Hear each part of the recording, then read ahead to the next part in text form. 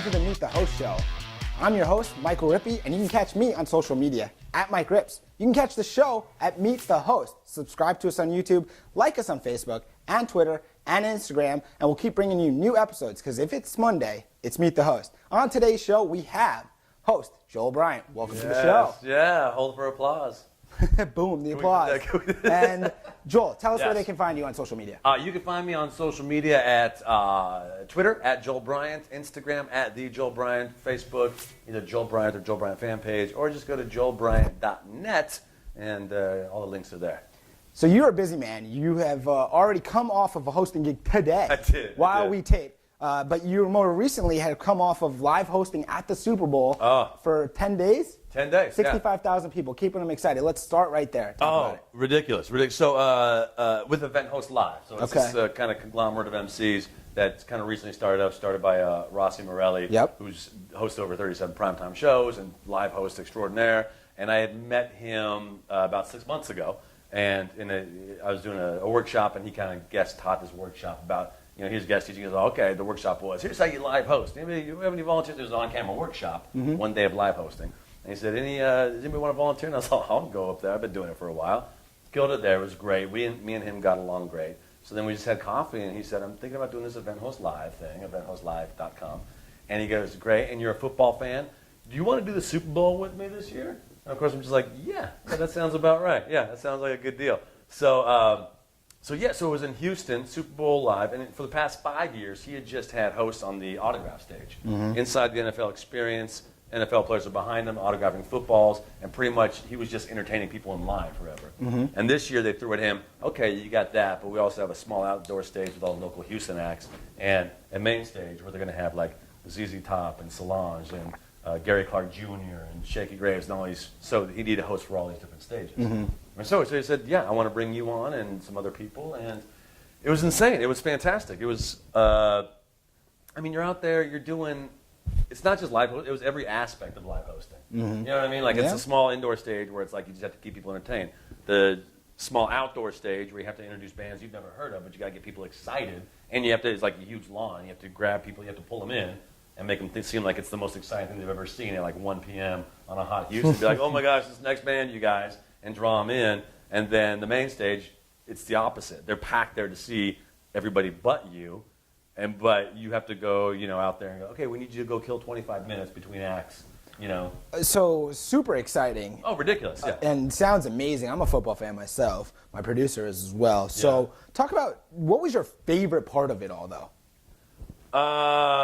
It was so much, the people. What are you going to tell your grandkids in 15 years looking back? I'll tell you what was the cherry on the ice cream. I was going to say the cherry on the cake, but that'd be a weird thing to do. The cherry on the ice cream was the very last day was actually at the big game itself, the Super Bowl itself. And we were all on all sorts of different stages. And the night before, he said, okay, I'm going to need you and his Rebecca, who was with me as well, I need you to run the main stage at Fan Plaza for 3.5 hours straight for all 80,000 fans that are going to go through there. And it's, and you have 65 autographed footballs to give away, but you just have to be on for 3.5 hours straight. And that was just like the gravy on the whole thing, because it's the culmination of it all. Oh, it was, you're playing games, you're getting people hype, you're dancing, you're doing, and you can't stop. All right, we're gonna take a 20-minute break because they're all there for the biggest sporting event, if not the biggest live event in the world, and you're kind of the pre-show entertainment for it. And one of the biggest parts about hosting live and Event Host Live would be you have to be on straight through. You're live. Yeah, you can't slack. Yeah, you can't. Yeah, you can't have a bad time. You can't have a bad day at the Super Bowl. You know what I mean? Like if you had, I woke up this morning, I didn't get my cup of coffee, so I'm going to ease into it. It's like, no, these people flew from around the world to go to the Super Bowl, and all the sponsors are there, so you got to respect the sponsors, you got to respect the fans, you got to constantly have your filter on, all that kind of stuff. This is great information, not just if you host at the Super Bowl or a major event. Take this into account if you're hosting a minor event anywhere. You want to be on no matter what. You never know who's there, marketing, sponsors, and you don't know what it will lead to. So it's great advice, too, not just if you have the major event, but even if you aren't at the major event hosting. Yeah, because the thing is, it's a live performance, so you can't, there's going to be screw-ups sometimes, and you just have to roll with it. And this is actually a conversation the other day with a buddy of mine about this. It might just be one event you're hosting of 6 that week or 2 that week or whatever to 50 that year of just like, another corporate event. But for the people attending, that's their one big event. You know what I mean? Like if you're hosting a game show for a company, like, Southwest Airlines is having their big company get together, and it's a game show, and it can't just be a gig to you, because for everybody who's there, that's their one big day that the company's throwing a party for them, and they're spending a lot of money for it. So it might just be a gig to you, but it can't be a gig to you. Yeah, you have to make each gig the biggest for that person, even if it's just one of many for you. Yeah, you can't slough it off. So let's take that's amazing experience at the Super Bowl and talk about you. You've been live hosting for over 15 years. Yeah. Right? Events large, small, I'm sure. So talk about, what do you host?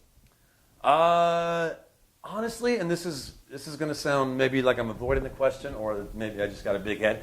Everything. To be honest. It's good. Like I've done small beach games for 13 people. I've done 2,500 people scavenger hunt game shows, award shows, dress down award shows. I did a show recently on a cruise ship where I was the MC for everything, and that was introducing the bands, running the panels, had my own TV channel on the ship, doing man on the street interviews that were broadcast live. So honestly, I pride myself in knowing I can fit into anywhere. When did you begin hosting? When did I begin hosting? Probably about like 15 or 16 years ago. I was working for a DJ company at the time, Feet First Entertainment in LA. It was a DJ company for like doing schools and stuff, so I wanted to be cool. So you go to DJ schools because it's cool. And then the guys who run it, Kevin and Dave Cloutier, both developed games for the first season of Survivor and like the Escape the Temple and something else. So they developed games for them, and they started doing these for companies. Like, let's do a game show or Survivor games for this company. And they started realizing, the companies will pay more than a middle school Valentine's Day dance for the company. And so they just kind of developed into a corporate team building company. And so through that, just by osmosis being there, I kind of started DJing and then emceeing those. And realized with my stand-ups, I just started stand-up when I was like 16 years old, and I've been acting since I was 12. So I realized, there's the performance aspect of live hosting and the stand-up and the improv. So it kind of just morphed out of that, and then it became, I still work with them, but I also do like more freelance stuff. Talk to me about the style of hosting that would describe Joel Bryant. That's a good. I would say the person everybody wants to hang out with, the Manchild. Okay. Like, you do things that are sometimes you just do things that are goofy, but everybody has to be on board with you. So there's this kind of like wink, wink, nudge, nudge. Hey, let's just all have this good time together. Off the cuff, like I love playing with the audience. Off the cuff, high energy, tons of humor. Maybe on the borderline snarky or sarcastic within the. Never pushing the never beyond the envelope. I'm gonna remember the Manchild. We might have to title this episode the Manchild. Manchild. Yeah. What's your favorite part about hosting? Live, just being live. Being live. Oh yeah, the curveballs. If something goes wrong, I love it. I love. You know what I love? Here's what I love the most. When and this actually happened on a gig one time. They came in, and it was in Miami, and they were like, "Hey, just so you know, this crowd. I mean, they're just really kind of buttoned up, and I mean, they're not really going to do it. They're a mellow crowd, so you have like 2 hours. It's pretty mellow, so just kind of play it mellow." And I was like, you know what's going to happen? I'm going to get them doing cartwheels in like 15 minutes. And she'll see that, right? I was like, I know, I'm playing. And literally within like 10 minutes. They were doing cartwheels? Yeah, I was like, this is a blast. You know what I mean? So I think I love the challenge when someone says, this is, I don't know, they're a quiet group. There's no way. It's all CEOs, and they're all like, mid-60s, like hedge fund managers or whatever. And I'm like, perfect. We're going to get goofy. Do you bring the Manchild out of the guests? Yeah, absolutely. Why not? Like, it's positive. Like, why not have a good time? Agreed. We're not recording. I asked you about the favorite part of the hosting. What's your least favorite part? When it's over. No. That's fair. Hey, I haven't heard that answer, but that's fair. No, the least favorite part. Yeah. I would say maybe there's two least favorite parts. One is sometimes I'm a workaholic. I don't mind working. I don't mind pursuing, but sometimes the hustle, like especially when you do freelance, there's that constant. You got to constantly hustle. Like if you're not hustling or trying to get gigs, rarely is your phone going to ring. And sometimes you just want to be like, I just would like to sit back and have the phone ring more. Which I don't hate. I know it's part of the job. It's a job at the end of the day. And then sometimes every once in a while you'll have venues or some planners who are a little bit too kind of hands-on with the event, and you want to just say, you hired me as a professional to do this. I got this covered. Let me handle this. Like, there's a reason you hired me. Trust me, I got this. Of course. I've seen everything. You know, and sometimes they relent when they're like, oh, he does have this. But every once in a while, they're a little bit too. Well, speaking of these situations, can you remember or tell me about who was like the hardest guest or a scenario that you had? Who was the hardest guest?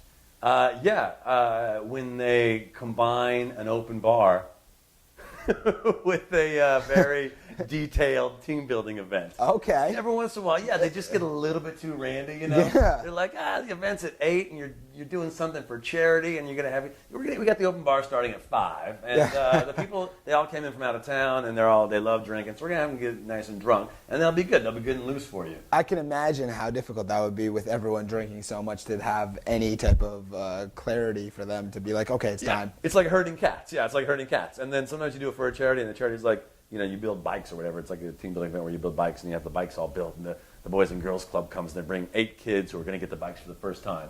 And you have like 40 drunken adults who are just like riding the bikes around the room. And you're like, oh my goodness. That's a sight to be seen. Yeah. So then you don't want to turn to like the substitute teacher, but you're like, hey, let's like adults here, shall we? Okay, on the flip side of that, the difficult times, what about the easiest guests and so forth? Easiest guest. Yeah, what's the easiest scenario you've ever been in? Anytime you have a competition event and it's like salespeople, every time, easy. Oh, they're super competitive out of the gate. They're A+ personalities. Or when you've done repeat events. There's some clients have done repeat events, and by the third or fourth time you show up and they're just like, hey, it's Joel, and they know what it is. So you don't have to ease them into it. It's just like, we know you, you know us. You know, there's a couple of repeat events I've done like that where it's just like, you know, you show up and you're part of the. You've got a comfortable factor. Yeah, you're almost part of the company. They're like, it's you again. Do you prefer shorter or longer segments? Longer, because I like the challenge of it. The challenge to make it go longer. Yeah, I like Fair saying like, okay, you got an hour. Speaking of a longer segment, how would you develop your questions? Do you do it personally? Do you have them prepared for you? What's your scenario? Both. All 3. Do my own research, prepare my own questions, have them submit whatever they want me to ask. Okay. Yeah.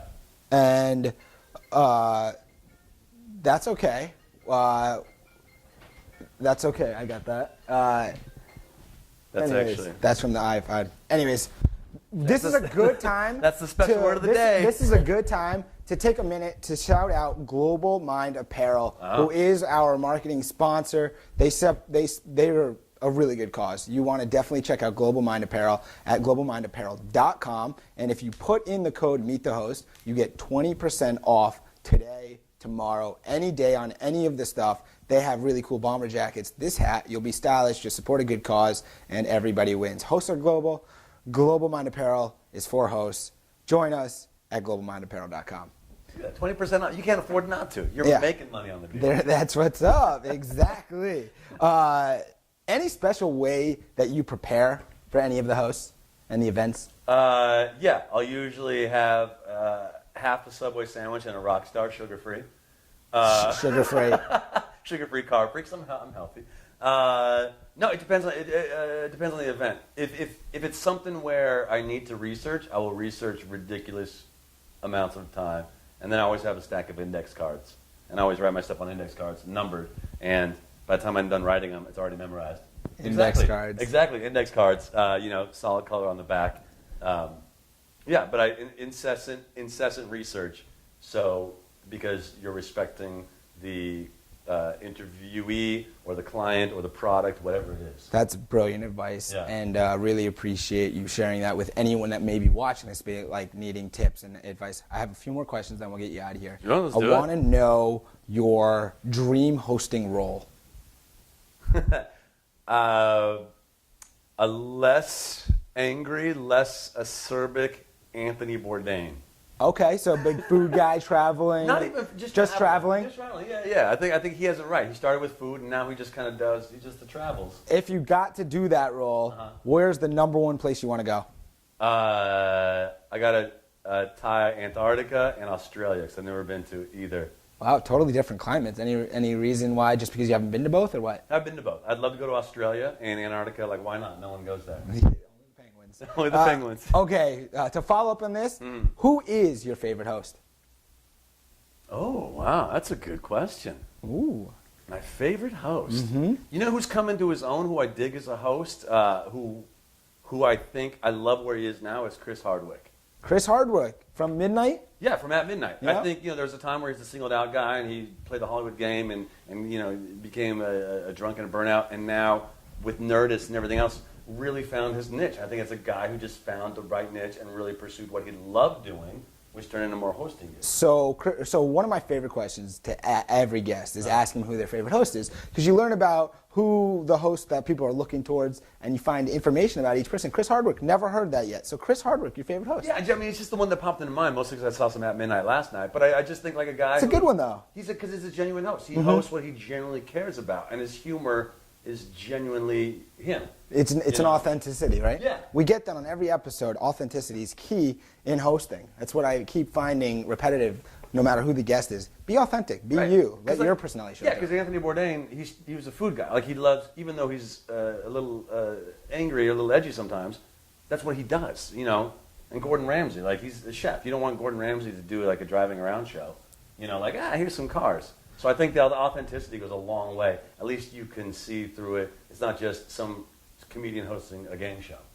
It's authenticity. Great. So the last question, and this is more for you to help anybody watching out, is I want you, a person that's 15 years in, you just came off of a massive Super Bowl event, you're doing events all the time, you're working. Give some tips or advice that you can share with anybody watching about hosting. Okay. Show up early. Be prepared. Don't piss people off. Be professional, and don't burn bridges on the way out. It's great. It's honestly great advice, but surprisingly sounds easy. Yeah. But so many people can't do the simple stuff. Exactly. All the time. Like there's nothing hard about being professional and easy to work. You're controlling it all. Be early. Be professional. Yeah. And it's amazing how many people don't do that. So that's great advice to go along with the authenticity. And let me go to this one too. Confidence. Because I think some hosts do it because they're like, I'm just going to be a host. I'm just going to interview. It's like, no. You have a microphone and a camera. You have all the power in any situation. I think confidence goes a long way too. Confidence is so true, and I think that confidence shines through when you're passionate. Yeah. So if you're passionate about what you're talking about, what you're doing, the confidence kind of comes along with that. That's great. Authenticity, confidence, have it all. Be early. Be professional. So much great advice from Joel Bryant. Where can people find you again on social media? On social media, just go to joelbryant.net. That's the website, and then it'll all be the Twitter and Facebook, and everything will be there at Joel Bryant. Anything else you want to share with our audience where they can, what you got coming up and moving forward? Gosh, coming up and moving forward. I'm going to Italy next week, but that's got nothing to do with hosting. Vacation. Sometimes you have to just get away. Yeah. No, just do it. It's constantly just pursue it, but do it because you love it. Don't do it for any other reason, and do it. Especially this goes with live hosting. Because I know on camera and live are two different beasts. With live hosting, don't do it. Do it. Be there. Do the gig for yourself, but don't forget that you're doing it for everybody else who's there. It's not about you in that moment. And I think sometimes we flip that because on camera it could be about you. You know what I mean? That's absolutely true. Yeah. With that said, thank you so much for joining us on another episode of Meet the Host. Let's. I gave you some water. Yeah. I know it's just water, but let's cheers because I want to continued success to you. Likewise. To everybody that's watching. Thank you so much for joining us on another episode of Meet the Host. My name is Michael Rippe. You can catch me on social media at Mike Rips. And remember, follow us at Meet the Host all over social media. Subscribe to us on YouTube because if it's Monday, it's Meet the Host. We'll see you next time with another guest host on Meet the Host. Thanks for watching.